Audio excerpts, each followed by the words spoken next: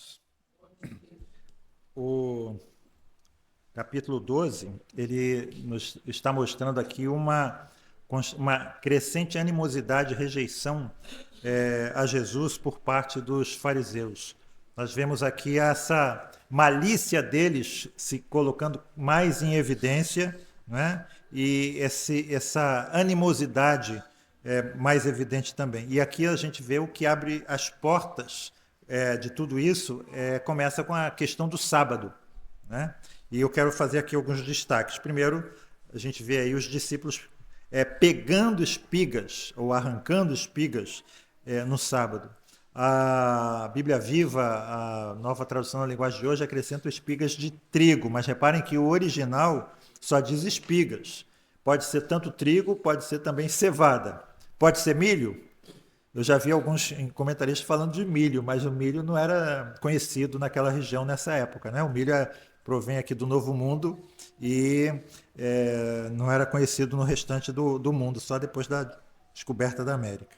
Verso 2, os fariseus vendo isso. Nós vemos, irmãos, os fariseus seguindo a Jesus, mas não para aprender alguma coisa dele, não para receber algum tipo de ajuda da parte de Jesus, mas simplesmente para espionar a Jesus, com o objetivo somente de fazer aquilo que nós conhecemos hoje, né? Virou moda, pesca probatória, né? É a pesca probatória que eles estavam fazendo. Então eles estavam, digamos assim, nos calcanhares de Jesus para flagrá-lo em alguma falta real ou fictícia, com um único objetivo: colocar Jesus em dificuldades, né? Então, quando eles viram aí os apóstolos pegando as espigas, e eu estou usando o verbo com muito cuidado, né? Pegando ou arrancando, não colhendo, a gente vai ver por quê. Então, os fariseus imediatamente passaram a acusar Jesus e os discípulos de violar o sábado. Nós sabemos que, entre várias distinções entre judeus e gentios, havia três principais distinções na época de Jesus. A terceira em importância, irmãos, era a proibição de comer carne impura. A segunda era a circuncisão. E a primeira em importância era exatamente a observância rigorosa que eles faziam do Shabat, né, do sábado, do dia de descanso. E o que os discípulos fizeram aqui, de arrancar essas espigas, está realmente de acordo com a lei. Deuteronômio 23, 25 fala que eles podiam fazer isso, eles podiam usar as mãos para arrancar as espigas, mas não podiam usar uma foice para ceifar. Aí sim eles estariam colhendo o que há dos outros, né? Ali havia as estradas, e do lado das estradas as plantações chegavam até o lado das estradas. Quem vai para o sul do Brasil vê que isso é comum ainda nas rodovias, né? A plantação de soja chega até o acostamento, e eles podiam chegar lá e colher essas espigas se estivessem com fome, né? Então os fariseus, na realidade, eles não estavam condenando os apóstolos por estarem colhendo ou fazendo isso, arrancando aquelas espigas, mas porque eles estavam fazendo isso no Shabat, no dia de descanso.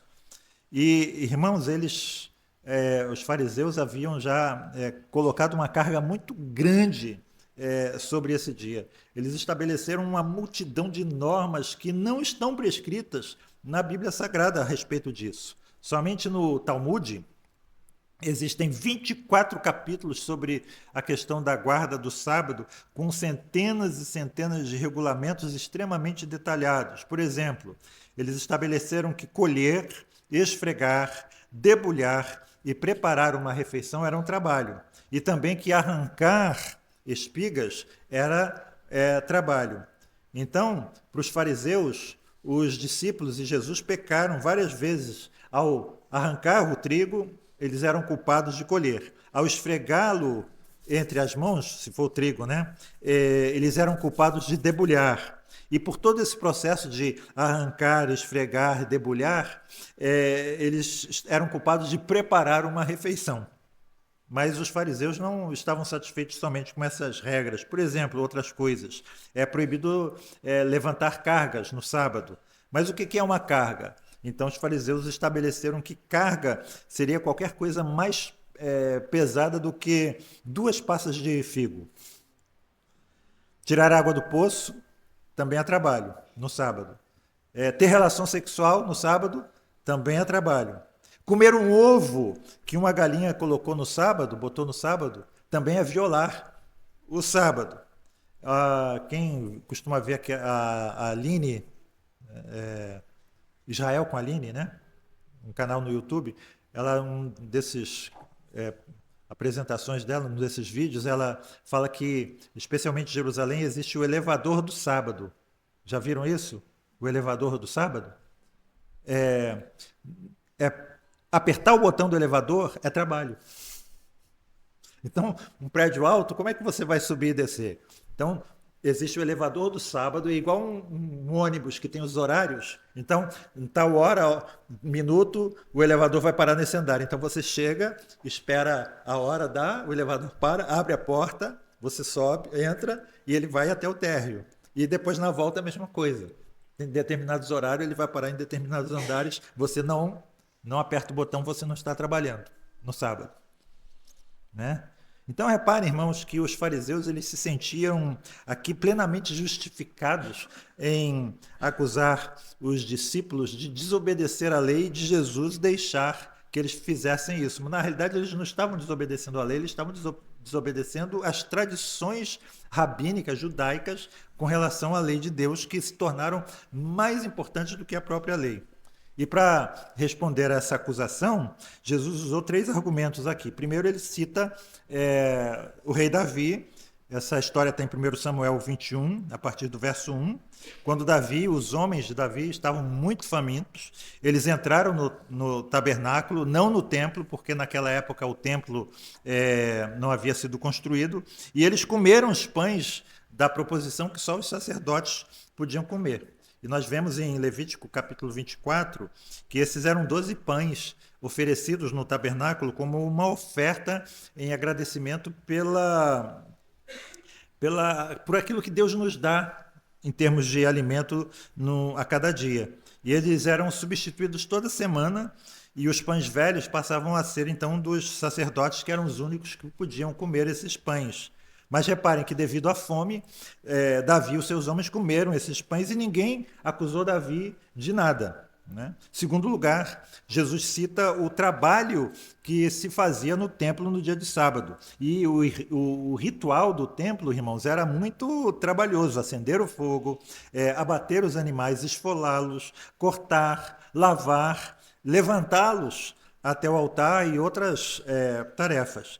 E Números 28:9 diz que esse trabalho dobrava no sábado, porque nesse dia as oferendas eram duplicadas. Mas os sacerdotes desempenhavam todas essas tarefas e isso não era considerado pecado. E Jesus completa aqui o argumento com a grande afirmação do verso 6: eis aqui quem é maior do que o templo. Jesus está dizendo: eu sou maior do que o templo. Então, se a santidade do trabalho no templo superava as normas do sábado, ele era maior do que o templo e ele tinha, portanto, o direito de fazer o que lhe parecesse mais importante, mais conveniente nesse dia. Em terceiro lugar, Jesus declara aqui: se vós, ou seja, os fariseus, soubesseis o significado de Oséias 6,6, né, ele cita o profeta: eu quero misericórdia, né, e não sacrifício. Ou seja, as necessidades humanas são mais importantes do que os rituais. Né? E o que essa afirmação, na realidade, deixa claro é que os fariseus não entendiam o significado de Oséias 6,6, e o incidente que vem logo a seguir vai demonstrar realmente que eles não tinham nenhuma misericórdia. E Jesus completa aqui esse diálogo, né, já tenso, com a afirmação do verso 8, porque o Filho do Homem até do sábado é Senhor. Reparem, irmãos, que Jesus ele sempre está dizendo que ele é Senhor de todas as coisas. Não é? E o sábado não é exceção. Por isso, ele diz aqui que ele tem autoridade para fazer nesse dia o que ele aprouver. Nós temos agora esse incidente dos versos 9 a 14, essa cura no sábado do homem da mão mirrada. Esse incidente, na realidade, irmãos, representa um ponto de inflexão aqui no ministério de Jesus, né? Um momento crucial, porque ele vai desobedecer em público e de maneira deliberada a tradição rabínica a respeito do sábado, e o resultado, conforme nós lemos, foi uma reunião convocada com o objetivo de procurar uma forma de matar Jesus, né? Os fariseus, como vimos, tinham muitas tradições a respeito disso, e eles determinaram, uma das tradições é que no sábado nós podemos fazer qualquer coisa para impedir que um doente piorasse, mas não poderíamos fazer nada para melhorar a situação do doente. Ou seja, podia-se pôr uma atadura no doente, mas não se podia colocar uma atadura com remédio no doente, numa ferida, né? E o paralítico aqui, evidentemente, ele não corria nenhum risco de vida. Então, para os fariseus, não seria permitido que ele fosse curado no dia de sábado. Era proibido, né? E Jesus sabia o que os fariseus estavam esperando e, mesmo assim, cura o homem. Existe um evangelho apócrifo que diz aqui, né? Faz uma a gente não sabe se é realmente verdade isso, mas bem que pode ser, que aquele homem se aproximou de Jesus com a seguinte petição: eu era pedreiro, ganhava a vida com as mãos. Rogo-te, Jesus, que me devolvas a saúde para que não precise mendigar a comida com vergonha. Aquele homem, evidentemente, passava necessidades, não é? Reparem que os escribas e os fariseus, eles não estavam preocupados com a condição daquele homem. Eles estavam somente preocupados com as minúcias das regras que eles tinham com relação à questão do sábado. Eles estavam simplesmente, como disse Jesus mais adiante, né, coando o camelo e coando o mosquito e deixando passar o camelo, né? Cumprindo as minuciazinhas dos preceitos menos importantes da lei e negando os mais importantes. E Jesus aqui faz uma pergunta. Eles fazem uma pergunta a Jesus, né? É lícito curar no sábado? E Jesus responde com uma pergunta também. Como bom judeu, né? Eles sempre respondem uma pergunta com outra. E ele faz essa pergunta retórica aí. Suponham que a ovelha de um homem caia num buraco e esse homem não vai tirá-la do poço? É claro que sim, né? E aí Jesus conclui: se é permitido, né, fazer alguma coisa boa por uma ovelha, quanto mais por um homem que vale muito mais do que qualquer ovelha. Ou seja, reparem que Jesus, de uma forma muito magistral, sob pressão, ele inverte o argumento dos fariseus. Ou seja, Jesus está dizendo assim: se é lícito fazer o bem no sábado, é ilícito se negar a fazer. A gente tem os nossos símbolos de fé, o Catecismo Maior de Westminster, a Confissão de Fé, que mostram muito bem isso, né? Uma interpretação muito boa da lei moral de Deus. Verso 15, o destaque. Jesus, sabendo isso, retirou-se. Ou seja, Jesus, sabendo que estavam planejando matá-lo, ele se retirou, se afastou. Reparem, irmãos, já falamos sobre isso, é bom repetir, Jesus nunca confundiu coragem com imprudência. Certo? Ou seja, quando Jesus sabe do plano para matá-lo, ele faz uma retirada estratégica aqui. Ainda não havia chegado a hora dele, né? E, em segundo lugar, ele proíbe as pessoas beneficiadas por ele de fazerem publicidade. Verso 17. Para que se cumprisse o que fora dito pelo profeta Isaías.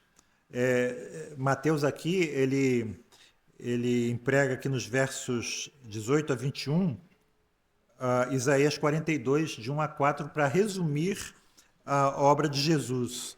E a gente pode resumir essa obra da seguinte forma: a missão de Jesus é descrita no verso 18, espero que os irmãos estejam acompanhando, né? Verso 18, e a maneira que Jesus cumpre a sua missão é descrita nos versos 19 a 20. E aqui o destaque desse bloco, verso 18, o texto diz: e anunciará aos gentios o juízo. É interessante que já no Antigo Testamento há essas referências aos gentios. E quando o Messias chega, esse convite é estendido não só aos judeus, mas também aos gentios. O convite é não só a uma nação, mas sim ao mundo inteiro. No verso 20, não quebrará a cana trilhada, nem apagará o pavio que fumega. Reparem a maneira como Jesus faz a obra. Jesus não veio aqui para desanimar ninguém, mas para dar coragem às pessoas. Jesus não veio para tratar com violência, com desrespeito, com arrogância os, os fracos, né? Mas com compreensão. E o mais precioso, então, irmãos, a respeito do nosso Senhor, é que ele não é o nosso grande atormentador, mas ele é o nosso grande consolador. Né? A expressão aqui ainda no verso 20, até que faça triunfar o juízo, ela pode ser traduzida, até que ele faça a sua justiça triunfar, até que ele aleve a vitória. Verso 21, e no seu nome os gentios esperarão. É interessante que esse versículo é a citação de Isaías 42, 4. Ele é um pouquinho diferente no texto massorético, e eu achei aqui uma combinação de traduções, a Bíblia na linguagem de hoje com a Bíblia viva, que eu acho que é perfeita para interpretar aqui o contexto, o significado desse versículo. Diz assim: ele não se cansará, nem desanimará, mas continuará firme até que todos aceitem a minha vontade, até que a justiça e a verdade sejam cumpridas em toda a terra, até que os povos mais distantes, além dos mares, confiem nele. Ou seja, irmãos, quem lê a Bíblia com atenção e à luz do Espírito Santo, evidentemente, nunca pode deixar de ser pós-milenista. Não é? Esse é um dos muitos textos pós-milenistas da Escritura Sagrada. Verso 30, finalmente, o último versículo a ser analisado. Quem não é comigo é contra mim. Jesus diz aqui, irmãos, que diante dele é impossível que os homens permaneçam neutros. Só existem dois lados, ou com Jesus ou contra ele. Recolher com Jesus ou esparramar com Satanás. E aqui um comentário diz uma coisa muito interessante, que existem três coisas que fazem com que o homem procurem uma impossível neutralidade diante de Jesus. E ele diz assim, primeira coisa é a inércia da natureza humana, a segunda a covardia da natureza humana e a terceira a debilidade da natureza humana. Com relação à inércia, ele diz, existem muitas pessoas a respeito de quem se pode dizer que o único desejo delas é não serem incomodadas. Afastam-se automaticamente de tudo que pode tirá-las de suas vidas cômodas e tranquilas. A respeito dessa covardia da natureza humana. Muitas pessoas rejeitam seguir a Cristo porque têm medo de assumirem os riscos que o cristianismo exige. É a pessoa que pensa, o que dirá fulano da minha decisão? Nos ouvidos dela, a voz dos seus vizinhos é mais forte do que a voz de Deus. E terceiro, a debilidade da natureza humana. A maior parte das pessoas prefere a segurança ao risco. E quanto mais velhas ficam, mais se agarram à segurança. O desafio sempre implica em risco. Cristo se aproxima de nós com um desafio. E com muita frequência preferimos o conforto da inação e egoísta à aventura da ação em Cristo. E nesse ponto, para terminar, eu lembrei de um texto do D.A. Carson, um grande exegeta do Novo Testamento, e eu resumi o texto e diz assim, $2 de evangelho. Eu gostaria de comprar mais ou menos $2 de evangelho, por favor. Não muito, apenas o suficiente para me fazer feliz, mas não demais que eu fique fanatizado. Eu não quero tanto evangelho que me faça realmente odiar a cobiça e a luxúria. Não quero tanto começar a amar os meus inimigos, a desejar a autonegação e cooperar com o serviço missionário em algum lugar distante. Eu quero ser querido por pessoas gentis, perdoadoras e de mente aberta, mas não quero amar aquelas de diferentes raças, especialmente se tiverem cheiro. Eu gostaria de evangelho o suficiente para fazer a minha família segura e meus filhos bem comportados, mas não mais do que isso. Eu gostaria de levar $2 de evangelho, por favor. Que Deus nos livre do evangelho de $2. Possamos receber bênção e proveito da leitura diária das Escrituras Sagradas. Irmãos, Deus nos abençoe.